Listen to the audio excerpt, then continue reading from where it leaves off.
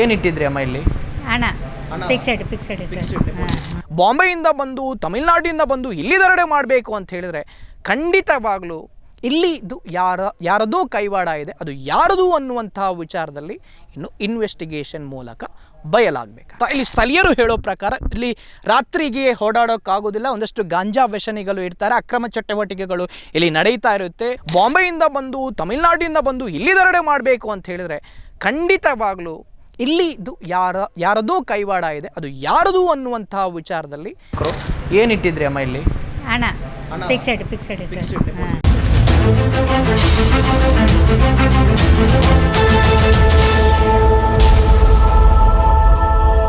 So ನಿಮ್ಗೆಲ್ರಿಗೂ ಕೂಡ ಗೊತ್ತಿದೆ, ಮೊನ್ನೆ ಶುಕ್ರವಾರದ ದಿವಸದಂದು ದರೋಡೆ ನಡೆದಿತ್ತು ಅಂತ ಹೇಳಿದ್ರೆ KC ರೋಡಿನ ಸಹಕಾರಿ ಬ್ಯಾಂಕಿನಲ್ಲಿ ದರೋಡೆ ಕೂಡ ನಡೆದಿತ್ತು. ಆ ದರೋಡೆಗೆ ಸಂಬಂಧಪಟ್ಟ ಹಾಗೆ ಈಗ 3 ಜನ ಆರೋಪಿಗಳು ಕೂಡ ಸಿಕ್ಕಿದ್ದಾರೆ.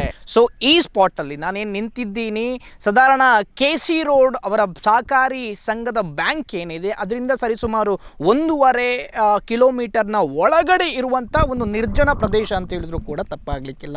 ಒಂದು 2 ಮನೆ ಕಾಣ್ತಾ ಇದೆ, ಮತ್ತೊಂದಷ್ಟು ಗ್ರೌಂಡ್ ಕೂಡ ಕಾಣ್ತಾ ಇದೆ. ಮತ್ತು ಇಲ್ಲಿ ಸ್ಥಳೀಯರ ಹತ್ರ ಮಾತಾಡಿದಾಗ ಅವರು ಹೇಳ್ತಾ ಇರುವಂಥದ್ದು ಒಂದಷ್ಟು ಗಾಂಜಾ ವ್ಯಸನಿಗಳು ಇರುವಂಥ ಸ್ಥಳ ಇದು ಅನ್ನುವಂಥ ವಿಚಾರದಲ್ಲಿ ಇಲ್ಲಿಗೆ ಬರೋಕೆ ಒಂದಷ್ಟು ಜನ ಹೆದರ್ತಾರೆ. ನಮಗೆ ಇಲ್ಲಿ ಮೂಡುವಂಥ ಪ್ರಶ್ನೆ ಏನು ಅಂತ ಹೇಳಿದರೆ 1.5 ಕಿಲೋಮೀಟರ್ನ ದೂರ ಇರುವಂಥ ಈ ನಿರ್ಜನ ಪ್ರದೇಶಕ್ಕೆ ಬರಬೇಕಾದ್ರೆ ಇವರಿಗೆ ಯಾರು ಮಾಹಿತಿ ಕೊಟ್ಟಿರುವಂಥದ್ದು? ತಮಿಳುನಾಡು ಮೂಲದವರು, ಮುಂಬೈಯಿಂದ ಬಂದಂಥವರು, ಸೊ ಮುಂಬೈ ರಿಜಿಸ್ಟ್ರೇಷನ್ ಗಾಡಿಯಲ್ಲಿ ಬಂದಂಥವರು, ಅಲ್ಲಿಂದ ಇಲ್ಲಿಗೆ ಕರೆಕ್ಟಾಗಿ ದರೋಡೆ ಮಾಡೋಕ್ಕೆ ಬರಬೇಕು ಅಂತ ಹೇಳಿದರೆ ಇಲ್ಲಿ ಮಾಹಿತಿ ಯಾರು ಕೊಟ್ಟವರು ಅನ್ನುವಂಥ ಪ್ರಶ್ನೆ ಕೂಡ ಎದ್ದು ಮೂಡುವಂಥದ್ದು. ಯಾಕೆಂತ ಹೇಳಿದರೆ ಸ್ಥಳೀಯರ ಮಾಹಿತಿ ಇಲ್ಲದೆ, ಇದರಲ್ಲಿ ಸ್ಥಳೀಯರ ಕೈವಾಡ ಇಲ್ಲದೆ ಈ ನಿರ್ಜನ ಪ್ರದೇಶಕ್ಕೆ ಯಾರಿಗೂ ಕೂಡ ಬರೋಕ್ಕಾಗೋದಿಲ್ಲ. ಈ ನಿರ್ಜನ ಪ್ರದೇಶಕ್ಕೆ ಯಾಕೆ ಬಂದರು ಅಂತ ಹೇಳಿದರೆ ಅವರು ಸರಿಸುಮಾರು 1.5 ಗಂಟೆಗೆ ಅಂತ ಹೇಳಿದರೆ ಶುಕ್ರವಾರ ದರೋಡೆ ನಡೆದಿರುವಂಥದ್ದು. 1.5 ಗಂಟೆಗೆ ಮುಂಬೈಯಿಂದ ಹೊರಟಂತಹ ಈ ದರೋಡೆಕೋರರು ಉಡುಪಿ ಮಾರ್ಗದಿಂದಾಗಿ ಬಂದು ಸಾಧಾರಣ ಯಜಮಾಡಿ ಟೋಲ್ ಗೇಟ್ನ ಹತ್ರ ಬರುವಾಗ ಅದೇ ರಿಜಿಸ್ಟರ್ ನಂಬರ್ ಏನು ಆ ಫಿಯೇಟ್ ಕಾರ್ನ ಆ್ಯಕ್ಚುಲ್ ರಿಜಿಸ್ಟರ್ ನಂಬರ್ ಏನಿದೆ ಅದು ಯಜಮಾಡಿಯ ಟೋಲ್ ಗೇಟ್ ಅಲ್ಲಿವರೆಗೂ ಆ್ಯಕ್ಚುಲ್ ರಿಜಿಸ್ಟರ್ ನಂಬರ್ ಇತ್ತು. ಆ ಟೋಲ್ ಗೇಟ್ ಪಾಸ್ ಆದ ನಂತರ ಮಂಗಳೂರು ಸುರತ್ಕಲ್ ಮಧ್ಯೆ ಇವರು ಆ ನಂಬರ್ ಪ್ಲೇಟನ್ನು ಕೂಡ ಚೇಂಜ್ ಮಾಡಿದ್ದಾರೆ ಅನ್ನುವಂಥ ವಿಚಾರದಲ್ಲಿ ಮೂಲಗಳು ಕೂಡ ತಿಳಿಸಿರುವಂಥದ್ದು. ಸೊ ಸರಿಸುಮಾರು 1:30 ಗುರುವಾರ 1:30 ಹೊರಟಂತಹ ಮುಂಬೈಯಿಂದ ಹೊರಟಂಥ ಈ ದರೋಡೆಕೋರರು ನಂತರದಲ್ಲಿ ಈ ತಲಪಾಡಿ ತೊಕ್ಕೊಟ್ಟು ಆ ದಾರಿಗೆ ಬರಬೇಕಾದ್ರೆ ಸರಿಸುಮಾರು 11:30 ಗಂಟೆ ಆಗಿತ್ತು. ಸೊ ಅಲ್ಲಿಂದ ಆ KC ರೋಡ್ ಏನು ಸಹಕಾರಿ ಸಂಘ ಬ್ಯಾಂಕ್ ಇದೆ, ಸೊ ಅಲ್ಲಿಗೆ ತಗೊಳ್ಳುವಂಥ ಹೆಚ್ಚು ಟೈಮ್ ಅಂತ ಹೇಳಿದರೆ ಬರೀ 10ರಿಂದ 15 ನಿಮಿಷದ ಒಳಗಡೆ ಅಲ್ಲಿಗೆ ಬರ್ಬೋದು ಅವರು. ಬಟ್ 11:30 ಬಂದಂತಹ ಈ ದರೋಡೆಕೋರರು ಅಲ್ಲಿಗೆ KC ರೋಡಿಗೆ ಹೋಗಿಲ್ಲ. ಯಾಕಂತ ಹೇಳಿದರೆ ಅಲ್ಲಿ ಜನಸಂದಣಿ ಇರುತ್ತೆ. ಶುಕ್ರವಾರದ ದಿವಸ 12:30 1 ಗಂಟೆಯ ಒಳಗಡೆ ಮಸೀದಿಗೆ ಹೋಗ್ತಾರೆ ಜನರು. ಸೊ ಆ ಟೈಮಲ್ಲಿ ಜನಸಂದಣಿ ಇರೋದಿಲ್ಲ ಅಂಥೇಳಿ ನಾನೇನು ನಿಂತಿದ್ದೀನಿ ಆ ಗ್ರೌಂಡಿಗೆ ಬಂದಂತಹ ನಿರ್ಜನ ಪ್ರದೇಶಕ್ಕೆ ಬಂದಂಥ ಇಲ್ಲಿ ಸ್ಥಳೀಯರು ಹೇಳೋ ಪ್ರಕಾರ ಇಲ್ಲಿ ರಾತ್ರಿಗೆ ಓಡಾಡೋಕ್ಕಾಗೋದಿಲ್ಲ, ಒಂದಷ್ಟು ಗಾಂಜಾ ವ್ಯಸನಿಗಳು ಇರ್ತಾರೆ, ಅಕ್ರಮ ಚಟುವಟಿಕೆಗಳು ಇಲ್ಲಿ ನಡೀತಾ ಇರುತ್ತೆ, ಸ್ವಲ್ಪ ಕಷ್ಟ ಆಗುತ್ತೆ ಅನ್ನುವಂಥ ವಿಚಾರದಲ್ಲಿ ಸ್ಥಳೀಯರು ಕೂಡ ಹೇಳ್ತಾರೆ. ಸೊ ಈ ಸ್ಥಳಕ್ಕೆ ಬಂದು ಒಂದಷ್ಟು ಪ್ಲ್ಯಾನನ್ನು ಕೂಡ ರೂಪಿಸ್ತಾರೆ.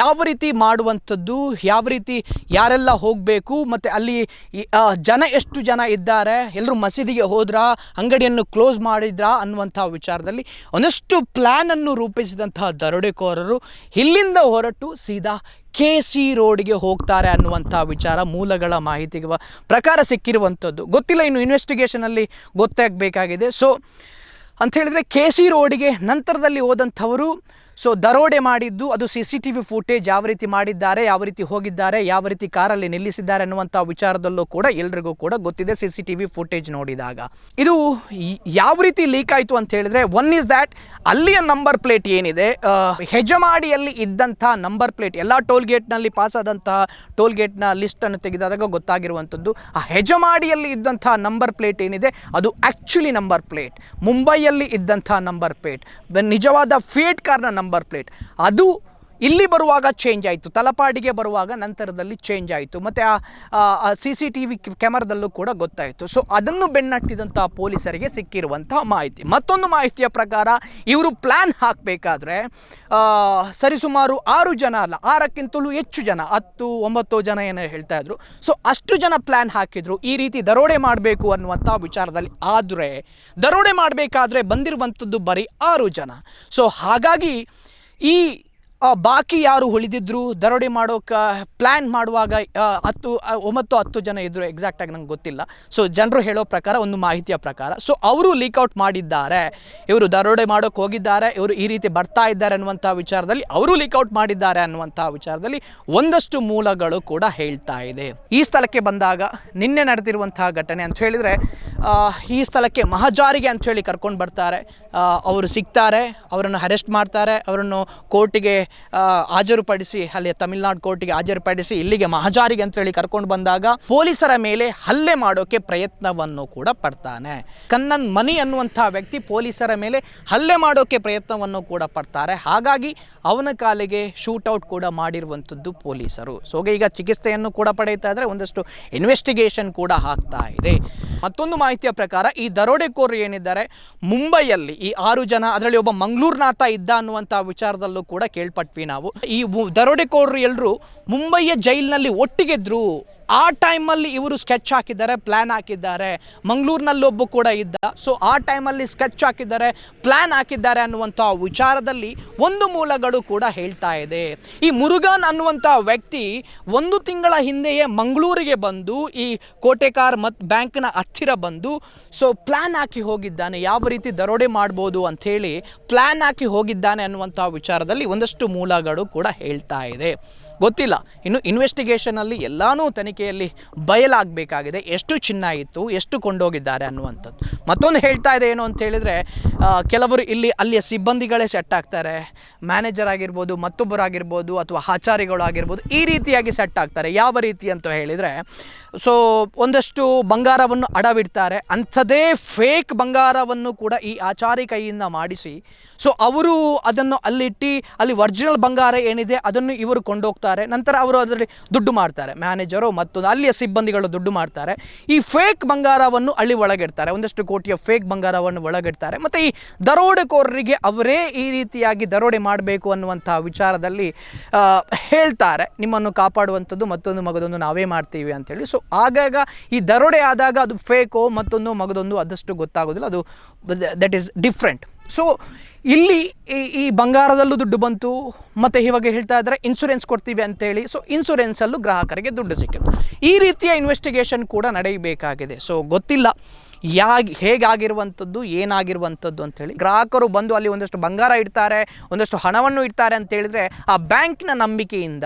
ಸೊ ಈ ಬ್ಯಾಂಕಿನಲ್ಲಿ ಒಂದಷ್ಟು ಹೈ ಸೆಕ್ಯೂರಿಟಿ ಇದ್ದರೆ ಮಾತ್ರ ಎಲ್ಲಾನು ಸರಿ ಹೋಗೋಕ್ಕೆ ಸಾಧ್ಯ.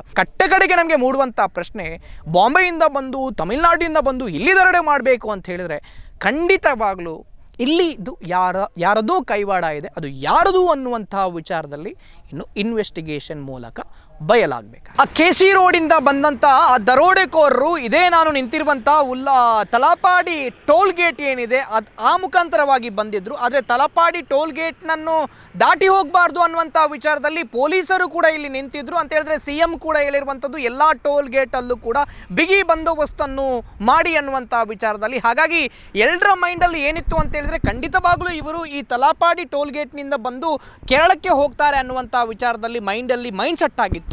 ಆದರೆ ಈ ತಲಪಾಡಿ ಟೋಲ್ ಗೇಟಲ್ಲಿ ಸಿಕ್ಕಿದಂತಹ ಆ CCTVನ ಫೂಟೇಜ್ ಯಾವ ರೀತಿ ಅಂತ ಹೇಳಿದ್ರೆ ಅದರಲ್ಲಿ ಅದೇ ಫಿಯೇಟ್ ಕಾರ್, ಅದೇ ಚೇಂಜ್ ಆದಂಥ ನಂಬರ್, ಅದರಲ್ಲಿ ಸಿಕ್ಕಿರುವಂಥದ್ದು ಒಬ್ಬ ಡ್ರೈವರ್ ಮತ್ತು ಹಿಂದ್ಗಡೆ ಯಾರೋ ಇದ್ದ ಅನ್ನುವಂಥ ವಿಚಾರದಲ್ಲಿ ಕೂಡ ಹೇಳ್ತಾ ಇದ್ದಾರೆ. ಇಬ್ಬರು ಮಾತ್ರ ಸಿಕ್ಕಿರುವಂಥದ್ದು. ಈ ಖತರ್ನಾಕ್ ದರೋಡೆಕೋರರು ಏನು ಮಾಡಿದ್ದಾರೆ ಅಂತ ಹೇಳಿದರೆ ಸೊ ಇಲ್ಲಿ ಟೈಟ್ ಸೆಕ್ಯೂರಿಟಿ ಮಾಡೇ ಮಾಡ್ತಾರೆ ಅನ್ನುವಂಥ ವಿಚಾರದಲ್ಲೂ ಕೂಡ ಗೊತ್ತಿದ್ದು. ಸೊ ಹಾಗಾಗಿ ಆ ಬಂಗಾರವನ್ನು ಬೇರೆ ಒಂದು ಗಾಡಿಗೆ ಶಿಫ್ಟ್ ಮಾಡಿ ಬೇರೆ ಉಳಿದಂತಹ ಒಂದು 4 ಜನರು ಬೇರೆಯಾಗಿ ಹೋಗಿದ್ದಾರೆ. ಒಂದಷ್ಟು ಮಾಹಿತಿಯ ಪ್ರಕಾರ ಸುರತ್ಕಲ್ನ ಹತ್ರ ಒಂದು ಮೊಬೈಲನ್ನು ಏನು ಕಸಿದುಕೊಂಡು ಹೋಗಿದ್ರು ಅದನ್ನು ಸುರತ್ಕಲ್ನ ಹತ್ರ ಬಿಸಾಡಿ, ಮಂಗಳೂರಿನ ಸುರತ್ಕಲ್ನ ಹತ್ರ ಏನೋ ಬಿಸಾಡಿ ನಂತರದಲ್ಲಿ ಆ ರೂಟಾಗಿ ಹೋಗಿದ್ದಾರೆ ಅನ್ನುವಂಥ ವಿಚಾರದಲ್ಲಿ ಒಂದು ಮಾಹಿತಿ ಕೂಡ ಹೇಳ್ತಾ ಇದೆ.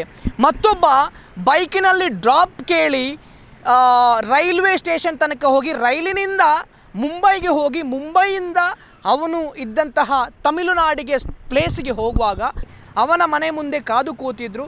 ಸೊ ನಂತರದಲ್ಲಿ ಅವರು ಏನು ಮಾಡಿದರು ಅಂತ ಹೇಳಿದರೆ, ಅಲ್ಲಿ ದರೋಡೆ ಮಾಡುವಂಥ ಸಮಯದಲ್ಲಿ ತಮಿಳುನಾಡಿಗೆ ಹೋಗಬೇಕಾದ್ರೆ ಒಂದಷ್ಟು ಗೂಗಲ್ ಮ್ಯಾಪನ್ನು ಉಪಯೋಗಿಸಿಕೊಂಡು ಕೂಡ ಹೋಗಿದ್ದಾರೆ. ಸೊ ಆತನಿಗೆ ಕೂಡ ತುಂಬಾ ಇಂಪಾರ್ಟೆಂಟ್ ಆಯಿತು ಪೊಲೀಸರಿಗೆ ಗೂಗಲ್ ಮ್ಯಾಪ್ನ ಮುಖಾಂತರ ಎಲ್ಲಿ ಹೋಗಿದ್ದಾರೆ ಅನ್ನುವಂಥ ವಿಚಾರದಲ್ಲಿ. ಸೊ ತಮಿಳುನಾಡಿಗೆ ಬರ್ತಾನೆ ಅನ್ನುವಂಥ ವಿಚಾರ ಮುಂಚಿತವಾಗಿಯೇ ಈ ಪೊಲೀಸರಿಗೂ ಕೂಡ ತಿಳಿದಿತ್ತು.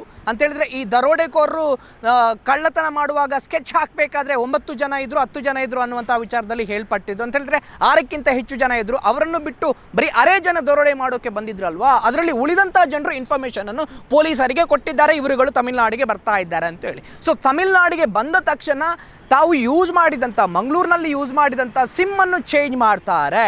ಸೊ ಆ ಸಿಮ್ಮನ್ನು ಚೇಂಜ್ ಮಾಡುವಂಥ ಸಮಯದಲ್ಲಿ ಪೊಲೀಸರ ಬಳಿಗೆ ಸಿಕ್ಕು ಹಾಕಿಕೊಂಡಿರುವಂಥದ್ದು ಈ ದರೋಡೆಕೋರರು ಗೂಗಲ್ ಮ್ಯಾಪನ್ನು ಹಾಕಿಕೊಂಡು ಹೋಗಿರ್ತಾರೆ. ಸೊ ಅದು ಕೂಡ ಇನ್ವೆಸ್ಟಿಗೇಷನಲ್ಲಿ ಹೆಲ್ಪ್ ಆಯಿತು ಅಂತೇಳಿದ್ರು ಕೂಡ ತಪ್ಪಾಗಲಿಕ್ಕಿಲ್ಲ. ಇದೇ ತಲಪಾಡಿ ಟೋಲ್ ಗೇಟ್ನಲ್ಲಿ ಆ CCTV ಫೂಟೇಜ್ ಏನಿದೆ ಅದು ಕೂಡ ದೊರೆತಿರುವಂಥದ್ದು. ಅದು ಬರೀ ಆ ಫಿಯೇಟ್ ಕಾರ್ನಲ್ಲಿ ಎದ್ದಿರುವಂಥದ್ದು 2 ಜನ.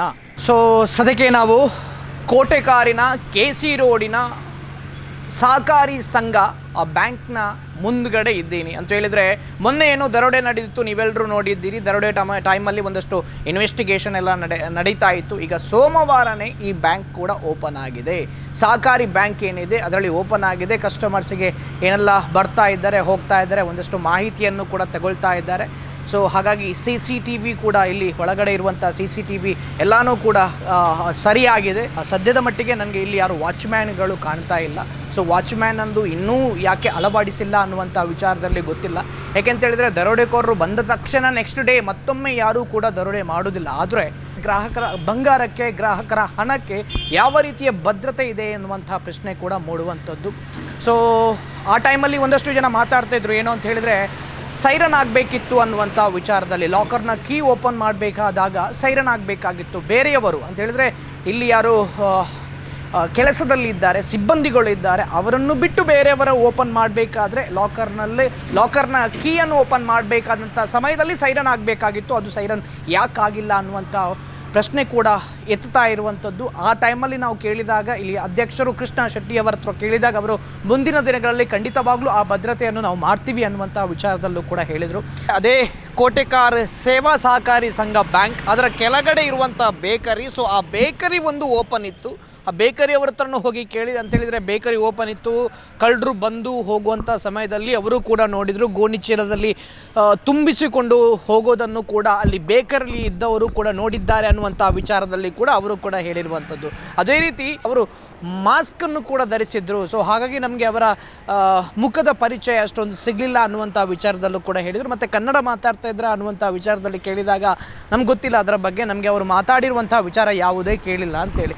ಸೊ ಇಲ್ಲಿ ಒಂದಷ್ಟು ಸ್ಟೂಡೆಂಟ್ಗಳು ಕೂಡ ಇದ್ದರು ಕೆಳಗಡೆ ಅಂತೇಳಿದರೆ, ಒಂದು ಆ CCTV ಫೂಟೇಜಲ್ಲಿ ನೋಡಿದಾಗ ಗೊತ್ತಾಗುತ್ತೆ. ಕೆಲವು ಸ್ಟೂಡೆಂಟ್ಗಳು ಮೇಲೆ ಹೋಗ್ತಾ ಇದ್ರು, ಕೆಳಗೆ ಬರ್ತಾ ಇದ್ರು, ಒಂದಷ್ಟು ಕಿರುಚಾಟ ಕೂಡ ಕೇಳ್ತಾ ಇತ್ತು. ಆ CCTV ಫೂಟೇಜಲ್ಲಿ ಕೇಳಬೇಕಾದ್ರೆ ಒಂದಷ್ಟು ಬೊಬ್ಬೆ ಹಾಕುವಂಥದ್ದು ಕೂಡ ಕೇಳ್ತಾ ಇತ್ತು. ಸೈಡಲ್ಲಿ ಒಂದಷ್ಟು ಜನ ಇದ್ದರು, ಓಡಾಡ್ತಾ ಇದ್ರು ಅಂತ ಹೇಳಿದ್ರೆ, ಇಲ್ಲಿ ಯಾರೋ ನುಗ್ಗಿದ್ದಾರೆ ಅನ್ನುವಂಥ ವಿಚಾರದಲ್ಲಿ ಈ ಸ್ಟೂಡೆಂಟ್ ಮಕ್ಕಳಿಗೂ ಕೂಡ ಗೊತ್ತಿತ್ತು. ಆದರೆ ಯಾವ ರೀತಿ ಕಾಪಾಡುವಂಥದ್ದು ಅಂತೇಳಿ ಅವರಿಗೂ ಕೂಡ ಗೊತ್ತಿರಲಿಲ್ಲ. ಆ ಸಮಯದಲ್ಲಿ ಸ್ಟೂಡೆಂಟ್ ಹತ್ರ ಒಬ್ಬ ವ್ಯಕ್ತಿ ಕನ್ನಡದಲ್ಲಿ ನೀವು ಹೋಗಿ ಅನ್ನುವಂಥ ವಿಚಾರದಲ್ಲಿ ಬೆದರಿಸಿದ್ದ ಅನ್ನುವಂಥ ಮಾಹಿತಿ ಕೂಡ ಇದೆ. ಆ ಕನ್ನಡದ ವ್ಯಕ್ತಿ ಯಾರು ಅನ್ನುವಂಥದ್ರಲ್ಲಿ ಈಗ ಯಕ್ಷ ಪ್ರಶ್ನೆಯಾಗಿ ಬೆಳೆದಿರುವಂಥದ್ದು. ಸೊ ಮಂಗಳೂರಿನವರ ಕೈವಾಡ ಇದೆಯಾ ಅಥವಾ ಇಲ್ಲಿಯ ಸ್ಥಳೀಯರ ಕೈವಾಡ ಇದೆಯಾ ಅನ್ನುವಂಥ ವಿಚಾರದಲ್ಲಿ ಒಂದಷ್ಟು ಪ್ರಶ್ನೆ ಕೂಡ ಮೂಡುವಂಥದ್ದು. ಯಾಕೆಂತ ಹೇಳಿದ್ರೆ, ಮುಂಬೈ ಮೂಲದವರು ಅಥವಾ ಅವರು ತಮಿಳುನಾಡಿನ ಮೂಲದವರು ಸೊ ಇಲ್ಲಿ ಬಂದು ದರೋಡೆ ಮಾಡ್ತಾರೆ ಅಂತ ಹೇಳಿದರೆ, ಅದು ಕೂಡ CCTV ಫುಟೇಜ್ ನಿಮಗೆ ನೋಡಿದಾಗ ಗೊತ್ತಾಗುತ್ತೆ. ಸ್ಪಷ್ಟವಾಗಿ ನಡೆದುಕೊಂಡು ಹೋಗ್ತಾರೆ, ನಿಧಾನಕ್ಕೆ ನಡೆದುಕೊಂಡು ಹೋಗ್ತಾರೆ, ಆ ಸ್ಟೆಪ್ ಕೂಡ ಹತ್ತಿಕೊಂಡು ಹೋಗ್ತಾರೆ.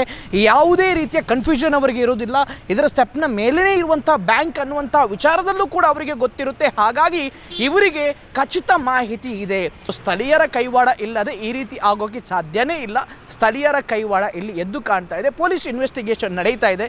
ಏನಾಗ್ತಾ ಇದೆ ಅಂತ ಹೇಳಿ ಗೊತ್ತಿಲ್ಲ. ಅಂತ ಹೇಳಿದ್ರೆ ಪೊಲೀಸರು ಎಲ್ಲ ಮಾಹಿತಿಯನ್ನು ಕೂಡ ಸದ್ಯದ ಮಟ್ಟಿಗೆ ಬಿಟ್ಟು ಕೊಡೋದಿಲ್ಲ. ಸೊ ಸ್ಥಳೀಯರು ಸಿಕ್ಕಿರ್ಬೋದು ಪೊಲೀಸರಿಗೆ, ಆದರೆ ಸ್ಥಳೀಯರು ಆ ಮಾಹಿತಿಯನ್ನು ಪೊಲೀಸರು ಸದ್ಯದ ಮಟ್ಟಿಗೆ ಖಂಡಿತವಾಗ್ಲೂ ಬಿಟ್ಟು ಕೊಡೋಕ್ಕೆ ಸಾಧ್ಯ ಇಲ್ಲ. ಸೊ ನಿಮಗೆ ನೋಡಿದರೆ ಗೊತ್ತಾಗುತ್ತೆ, ಅಲ್ಲೊಂದು CCTV ಕ್ಯಾಮರಾ ಇದೆ.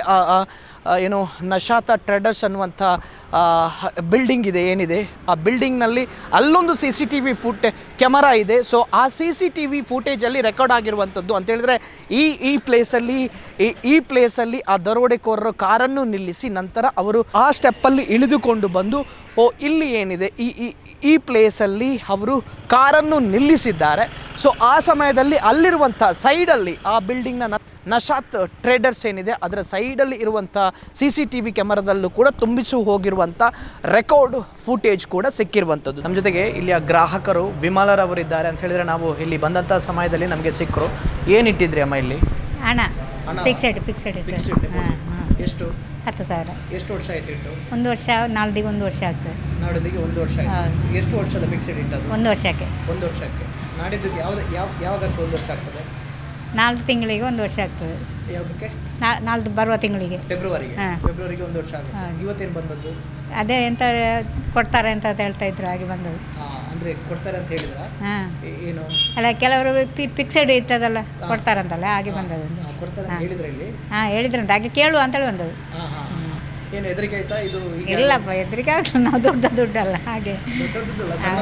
ನಿಮಗೆ ದೊಡ್ಡದು? ಹೌದು, ನಮಗೆ ದೊಡ್ಡಲ್ಲ. ಈಗ ಹೋದರೆ ನಾವು ಕಷ್ಟಪಟ್ಟು ದುಡ್ಡಲ್ಲ ಹಾಗೆ. ಹಾಗಾಗಿ ನಿಮಗೆ ಇಲ್ಲಿ ದರೋಡೆ ಆಯಿತು ಅಂತೇಳಿ ಕೇಳ್ಪಟ್ಟಾಗ ಹೆದರಿಕೆ ಆಯ್ತಾ? ಹೆದರಿಕೆ ಆಗಲಿಲ್ಲ ಅಷ್ಟೊಂದು. ಕೆಲವರಿಗೆ ಚಿನ್ನ ಇಟ್ಟವರಿಗೆಲ್ಲ ಹೆದರಿಕೆ ಅಲ್ಲ, ಬೆಳಿಗ್ಗಿಂದ ಸಂಜೆವರೆಗೆ ದುಡ್ದು ತಂದು ಇಟ್ಟ ದುಡ್ಡು ಅದಲ್ಲ ಹಾಗೆ. ಸದ್ಯಕ್ಕೆ ಪೊಲೀಸ್ ಇನ್ವೆಸ್ಟಿಗೇಷನ್ ಕೂಡ ನಡೀತಾ ಇದೆ. ನಿಮ್ಗೆಲ್ರಿಗೂ ಕೂಡ ಗೊತ್ತಿದೆ, 3 ಜನರನ್ನು ಅರೆಸ್ಟ್ ಕೂಡ ಮಾಡಿದ್ದಾರೆ. ಸೊ ಅಲ್ಲಿ ಮಾಜಾರಿಗೆ ಹೋದಂಥ ಸಮಯದಲ್ಲಿ ಪೊಲೀಸರ ಮೇಲೆ ಹಲ್ಲೆ ನಡೆಸೋಕೆ ಬಂದಂಥ ಸಮಯದಲ್ಲಿ ಪೊಲೀಸರು ಗುಂಡೇಟನ್ನು ಕೂಡ ಹಾಕಿದ್ದಾರೆ. ಈಗ ಚಿಕಿತ್ಸೆಯನ್ನು ಕೂಡ ಪಡೆಯುತ್ತಾ ಇದ್ದಾರೆ. ಈಗ ಬ್ಯಾಂಕ್ ಕೂಡ ಓಪನ್ ಆಗಿದೆ. ಮೊನ್ನೆ ಸೋಮವಾರ ಏನು ಬ್ಯಾಂಕ್ ಓಪನ್ ಆಗಿದೆ, ಗ್ರಾಹಕರು ಬರ್ತಾ ಇದ್ದಾರೆ. ಅವರು ಏನು ಬ್ಯಾಂಕಲ್ಲಿ ಏನೋ ಚಿನ್ನವನ್ನು ಅಡಬಿಟ್ಟಿದ್ರು, ಒಂದಷ್ಟು ಹಣವನ್ನು ಕೂಡ ಇಟ್ಟಿದ್ರು. ಸೊ ಅವರು ಕೂಡ ಮಾಹಿತಿಯನ್ನು ಪಡೆಯುತ್ತಾ ಇದ್ದಾರೆ, ನಮ್ಮ ಹಣ ಸಿಗ್ತದಾ ಅನ್ನುವಂಥ ವಿಚಾರದಲ್ಲಿ. ಸೊ ಈಗ ಪೊಲೀಸ್ ಇನ್ವೆಸ್ಟಿಗೇಷನ್ ಕೂಡ ನಡೀತಾ ಇದೆ. ನೋಡೋಣ ಇದರ ಹಿಂದೆ ಯಾರ ಕೈವಾಡ ಇದೆ ಅನ್ನುವಂಥ ವಿಚಾರದಲ್ಲಿ. ಅಂತ ಹೇಳಿದರೆ ಸ್ಪಷ್ಟವಾಗಿ ಗೋಚರವಾಗ್ತಾ ಇರುವಂಥದ್ದು ಏನು ಅಂತ ಹೇಳಿದರೆ, ಇಲ್ಲಿ ಸ್ಥಳೀಯರು ಖಂಡಿತವಾಗ್ಲೂ ಇದರಲ್ಲಿ ಭಾಗಿಯಾಗಿದ್ದಾರೆ ಅನ್ನುವಂಥ ವಿಚಾರದಲ್ಲಿ. ಭಾಗಿಯಾಗಿದ್ದಾರಾ ಇಲ್ವಾ ಅನ್ನುವಂಥದ್ದು ಕೂಡ ಈಗ ಪೊಲೀಸ್ ಇನ್ವೆಸ್ಟಿಗೇಷನಲ್ಲಿ ಗೊತ್ತಾಗಬೇಕಾಗಿದೆ. ಇಲ್ಲ ಅಂತ ಹೇಳಿದರೆ ಯಾವುದೋ ತಮಿಳುನಾಡಿನಿಂದ, ಯಾವುದೋ ಮುಂಬೈಯಿಂದ ಬಂದು ಇಲ್ಲಿ ದರೋಡೆ ಮಾಡೋಕೆ, ಇಷ್ಟು ಸಲೀಸಾಗಿ ಮಾಡೋಕೆ ಖಂಡಿತವಾಗ್ಲೂ ಸಾಧ್ಯ ಇಲ್ಲ. ಸೊ ಯಾರ ಕೈವಾಡ ಇದೆ ಅನ್ನುವಂಥದ್ದು ಕೂಡ ಇಲ್ಲಿ ಗೊತ್ತಾಗಬೇಕಾಗಿದೆ. ಸದ್ಯಕ್ಕೆ ಇನ್ವೆಸ್ಟಿಗೇಷನ್ ನಡೀತಾ ಇದೆ.